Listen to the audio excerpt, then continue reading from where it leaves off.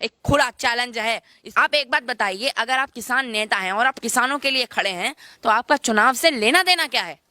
आप किसानों के लिए प्रोटेस्ट कर रहे हैं ना, और वो किसान बहलाए फुसलाए गए हैं, वो असली किसान बहलाए फुसलाए गए हैं। और इनके जो ये सो कॉल्ड किसानी मानसिकता है ना, इनसे ये ना रहे। मुजफ्फरनगर में इसके परिणाम आ चुके हैं और मुजफ्फरनगर की जनता ने राकेश टिकैत को एक ऐसा चाटा मारा है जिससे वो चुनावी कब्र में जाके दफन हो चुका है, और इससे ज्यादा कोई शब्द नहीं है।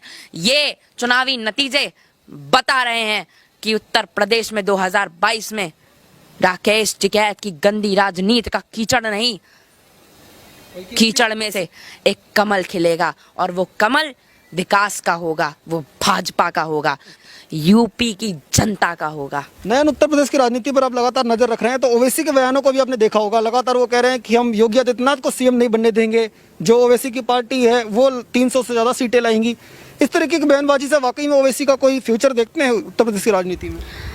देखिए, जब एक शेर होता है ना, बब्बर शेर, जब वो जंगल में जाकर दहाड़ता है तो ये खरगोश, चूहे, छिपकली, बिल्ली, गीदड़ और ये है क्या कहते हैं आपके बाकी जो जानवर, लोमड़ी, ये सब बिलों में जाकर छुप जाते हैं अपनी जान बचाने के लिए।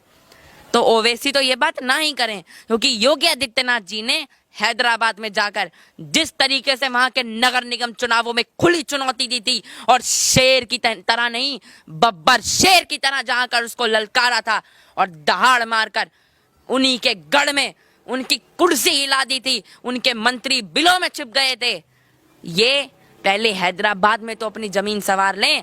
जिस बीजेपी का हैदराबाद में नगर निगम में कोई अस्तित्व नहीं था, वहां बीजेपी 30-35% वोटों से एक बड़ी पार्टी बनकर उभरी, बड़ी विपक्षीय पार्टी। और जिस तरीके से ये बोल रहे हैं ना ओवैसी कि हम 300 सीटें जीतेंगे, जनाब आप 30 सीट लेके दिखा दीजिए, मैं मान जाऊंगा कि आप भी शेर हैं। हालांकि आप लोमड़ी हैं, शेर तो आप हैं नहीं। और दूसरी बात, ये आपके अकबरुद्दीन ओवैसी, ये जितने बयान देते हैं, बयान तो इन्होंने ये भी दिया था कि बाबरी मस्जिद शहीद हो गई और वो अमर रहेगी वहीं पे, ये वो फलाना ढिमकाना। वो सिर्फ एक विवादित ढांचा था।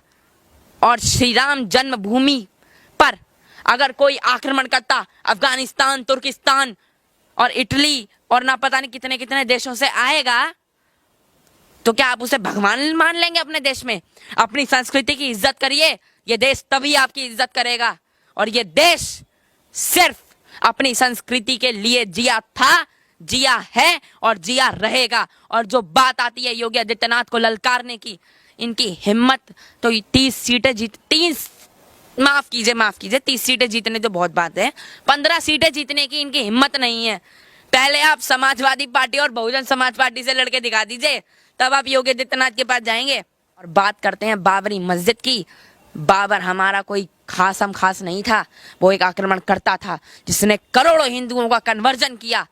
उसकी हम पूजा नहीं करेंगे, ना उसका कुछ करेंगे। वो आक्रमणकर्ता था, आक्रमणकर्ता है, आक्रमणकर्ता रहेगा।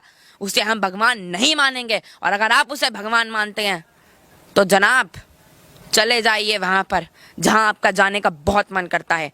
तुर्की से हमारा कोई लेना देना नहीं है, हमारा लेना देना जन्मभूमि से है, हमारा लेना देना योगी आदित्यनाथ जी और उसके विकास से है। मैं बस यही कहना चाहता हूं अपनी आखिरी बातों में कि पहले अपनी कुर्सी बचाइए, उसके बाद यूपी की कुर्सी सोचिए। नयन, अंत में जो उत्तर प्रदेश की जनता है जिसने आज भारी बहुमत से जो उत्तर प्रदेश में भाजपा को विजय भी दिलाई है, उनका बहुत बड़ा सहयोग रहा है। चुनाव भी आने वाले हैं, तो उत्तर प्रदेश की जनता के लिए अंत में कोई संदेश? एज अ राजनीतिक विश्लेषक, एज अ पॉलिटिकल एनालिस्ट, मैं उत्तर प्रदेश की जनता से सिर्फ एक ही बात कहना चाहता हूँ कि आपने जो बीजेपी को, ये तोहफा बीजेपी का पास नहीं है, ये तोहफा योगी आदित्यनाथ जी और यूपी की जनता के संबंधों के लिए है। जो संबंध अटूट है वो अटूट ही रहेगा। उसके लिए कितने ही चीजें, कितने ही लोग कुछ भी कर ले, कितना ही बोल लें, उसका चेप कभी अलग नहीं हो सकता। और बात रही यूपी की जनता से संदेश देने की, संदेश तो आपने दे ही दिया है।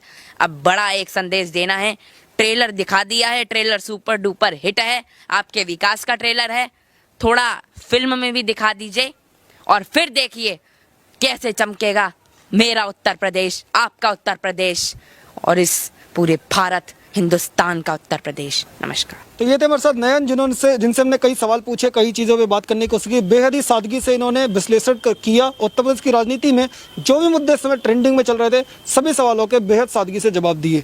उत्तर प्रदेश के जो जनता है उसके लिए भी साफ संदेश दिया कि किस तरह से भाजपा के ये जो आज परिणाम आए हैं वो सिर्फ ट्रेलर है, और आने वाले वक्त में जनता पूरी मूवी भी दिखाने वाली है। तो आप देखते रहिए ओ न्यूज़। धन्यवाद। जय हिंद।